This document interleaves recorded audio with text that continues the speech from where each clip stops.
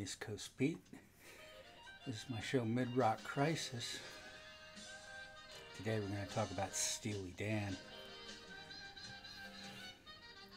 Founded in 1972 and named after a commercial adult device, Walter Becker on guitars, bass, and backing vocals, and Donald Fagen on keyboards and lead vocals, created a unique blend of rock, jazz, pop, R&B, and state-of-the-art studio production, and catchy yet clever lyrics.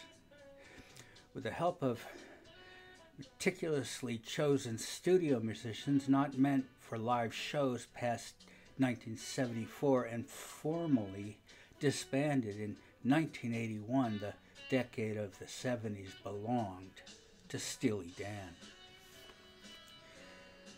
Then they reunited in 1993, assembling a touring band, and continued to make music up until 2017 when Becker passed away. 40 million units sold. Rock and Roll Hall of Fame in 2001. They took jazz, rock music up a notch without losing accessibility. Bard College on the bank of New York's Hudson River is where the two met and made plans for a band, but first joined in established groups to gain experience. These included Leather Canary with future comedian Chevy Chase on drums. After graduation, they moved to Brooklyn and sought to sell songs to the Brill Building. Becker and Fagen joined the touring band for Jay and the Americans for 18 months at $100 per show. Not bad. Their circumstances changed for the better with a move to Los Angeles and a songwriting gig at ABC, which would become their label. And they started to record themselves. This came about when ABC execs realized that Fagen and Becker's songs were too complicated for other ABC artists. And ABC suggested they form a band and become clients. Guitarists Denny Dias and Jeff Skunk Baxter and drummer Jim Hodder and singer David Palmer were recruited. Fagen and Becker, being fans of beat poets, chose to name the band after a device that appeared in William S. Burroughs' novel The Naked Lunch. Palmer was a second lead vocalist due to Fagen's stage fright, and because Fagen's voice was not considered commercial. The first single was Dallas, backed by Sail the Waterway, and the guys admitted that it was pretty bad. It was not reissued on cassette or CD, and despite its quality level, the record is now a collectible. Since sales were poor, so few were pressed. Their debut album was a different story. Can't Buy a Thrill had two hit singles, Do It Again and Reelin' in the Years. Dirty Work, sung by David Palmer, also charted, and all three became FM radio standards. Playing live was a problem. Producer Katz and Walter Becker far preferred Fagen's voice to Palmer's. Fagen was persuaded to take over, and Palmer launched a solo career. In 1973, the second album, Countdown to Ecstasy, was not a successful album, and it wasn't as successful as Can't Buy a Thrill.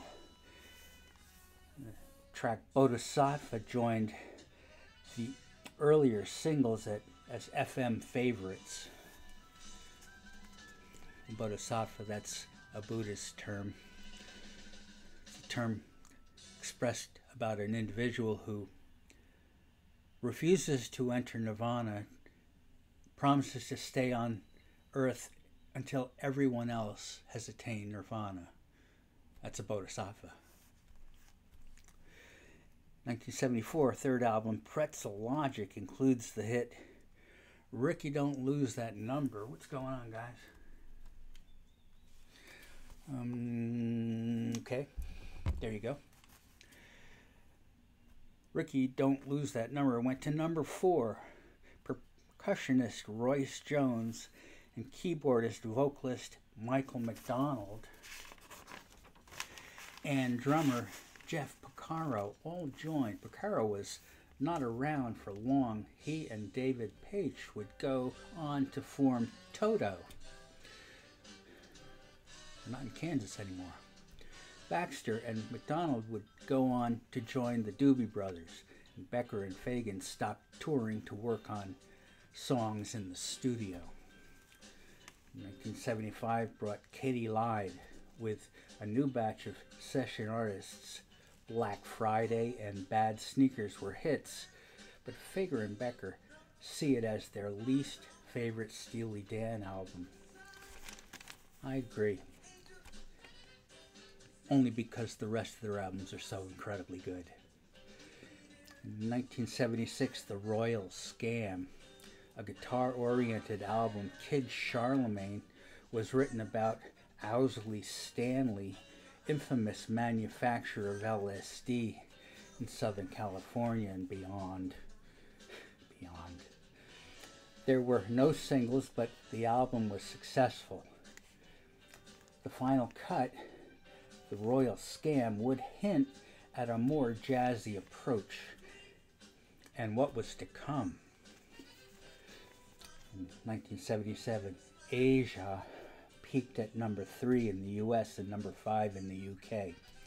It became their best-selling studio release. There were 40 musicians that participated on 7 songs, each with a different combination of artists. Here's the songs. 1, Black Cow. Funk, smooth, jazzy pop. Just when it seems so clear that it's over now, drink your big black cow and get out of here.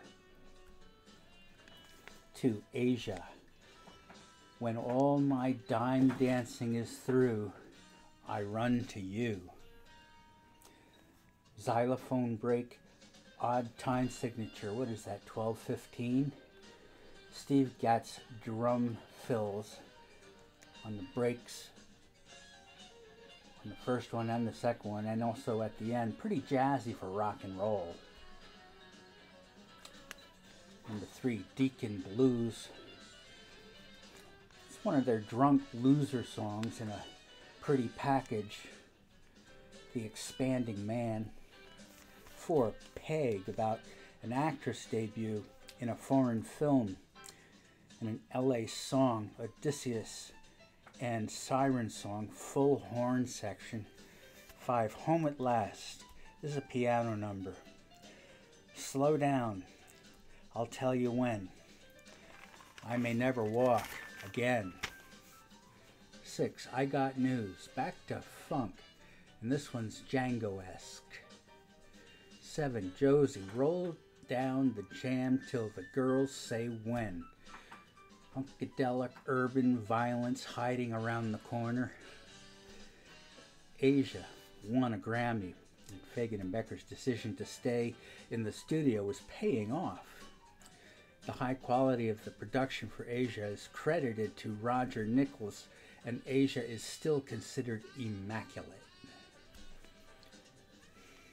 A year-long break following In the Glow of Asia, MCA Records bought ABC. Fagen and Becker would have preferred to jump to Warner, but MCA said, Next album, Gaucho, was finally released in 1980. Hey 19 single went to number 10, and Time Out of Mind featured Mark Knopfler. Then Steely Dan disbanded in 1981. Was seen more of a hiatus in 1981 to 1993. It's 2 years.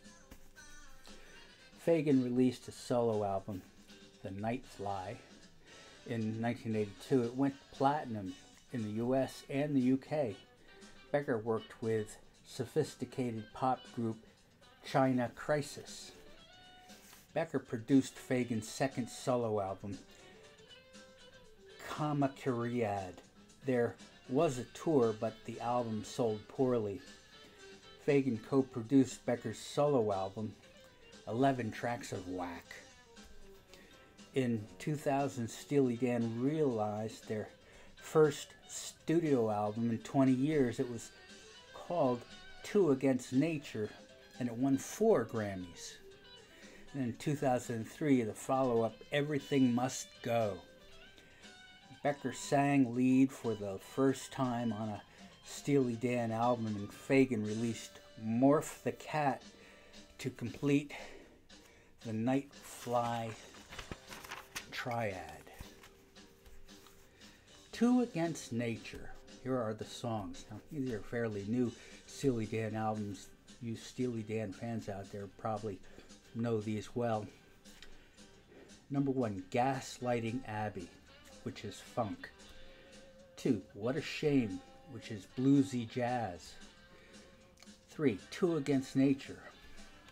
Strangled Trumpet, intro lead to another one-chord funk verse, up 3 half steps, up a few more, and start over. 4, Janie Runaway. This is also funk. 5, Almost Gothic. They're getting aged. Jack the Speed is a driving song. In a little Triumph sports coupe. Turn CDL driver now at Oz. Oh, a loser song. He wants to make out with his cousin. Negative Girl. It's also good. Breakup song. But the girl is a doper. In LA, that's Ludes. Don't quote me.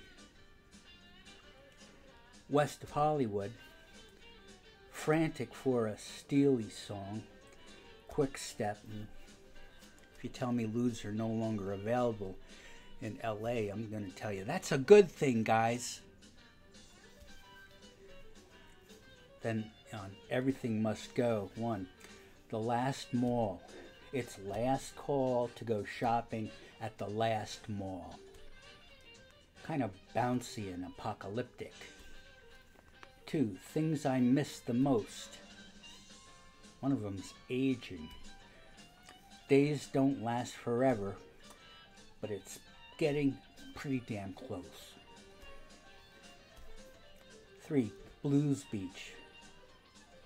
That must suck. No one has blues at the beach. And 4, Godwhacker, the start of the end of history. Yikes. 5, Slang of Ages. That's not Donald Fagen singing, is it? Voice sounds different. Maybe it's somebody else. 6, Green Book. And this is the best cut. Lots of colors. Smoky Lounge, Loving the Dirty City. Jill St. John, Like Old Steely Dan. 7, Pixeline. Pixeline? Is it about Skyping? Digital Daniel, Electrical and Clean. 8, Lunch with Gina. Her body is just a blur. Tangeray, Much Later, Maybe Never. 9, Everything Must Go. It's a going out of business thing. All sales are final. And it's a full step modulation. Are we done? No, we're not. Going back to Donald Fagen's original trilogy, because a huge world tour followed that one, Becker released a second solo album, Circus Monkey, inspired by Jamaican music. Went out in 2009. In 2012, Fagen released Sunken Condos. I guess that's a global warming thing. Becker died from esophageal cancer in 2017. In 2018, Steely Dan Doobie Brothers went on a summer tour. If blues has its blue note, jazz has its mu chord. This is done by adding a note 2 steps above a major triad. It's jazz, and it's all over Steely Dan's new songs. Audience have often expressed bewilderment about Steely Dan lyrics. Maybe I can clear that up a little. Fagen explains that the lyrics become uncoded through repeat listenings. The songs are mostly about fictional characters who are losers, creeps, or dreamers placed in either Los Angeles or New York City. Prejudice, aging, poverty, and middle-class apathy are side themes. Many songs concern love, but these are no Steely Dan love songs.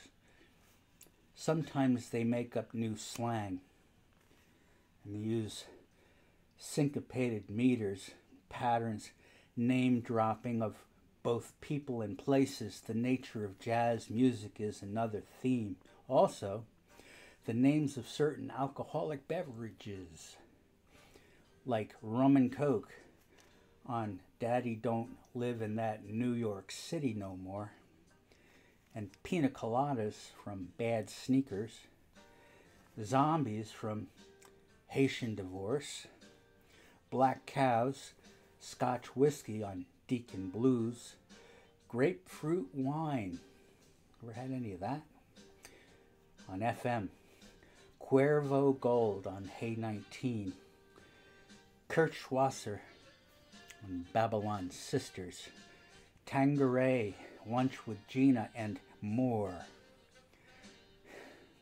Their being in the lyrics is meant to give a flavor to the characters.